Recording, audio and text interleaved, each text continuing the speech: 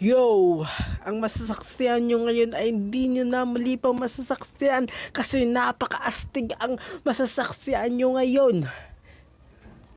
Isang flip-top rap battle na ang maglalaban si LJ Popular Rap at si Rico the 7.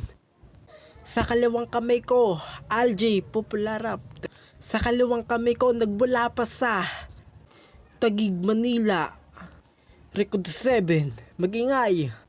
At sa kanan ko naman nakamay si LJ Popular Rap. Magingay.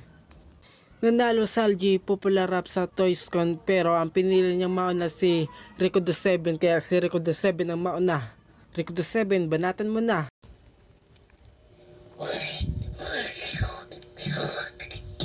Paano kung mapipili ang Pilipinas? Kung madami ang nanghihila na likas sa Pilipino na ang ulo matigas, kaingitan niyang marami na bigas. Kumukulang sa support sa wanol hindi mag-vamport aso. Lalapaintindi na tapos isisisi sa gobyerno. Bakit? Mahirap pa rin sa ating sobrang sakit. Pakinggan binaba mo yung kalahi mo na dapat sa'yo tutulong palagi niyang binibira. Tapos ngayon mo yun hanapin mada. Faka sana tulong dumating ikaso. Sakto lang yung sweldo, bulsa maitago, magdadabog kwelyo, madumi sa mara, may ikakalat niya. Chismos ang dina, palot ang balat niya. Balat niya, balat niya. Walang iya.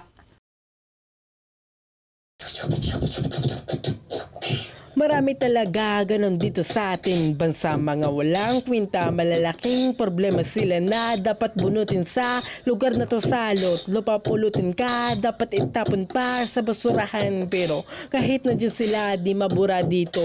Sabayin natin, dapat mo pa rin gawin. Mapili ang pasanto, inom maging lasing, tubig na malaking pamatid sa uhaw. Yun na inggit sana, himalang matunaw. Solidong na view ang tao masasaya kahit nasa malungkot na kabanata pa. Hina ng pahinaang pahinga din na sa ikalawang pahina kasi dinala sa pinakamasayang storya na salas ng happy ending. Napasan na kaya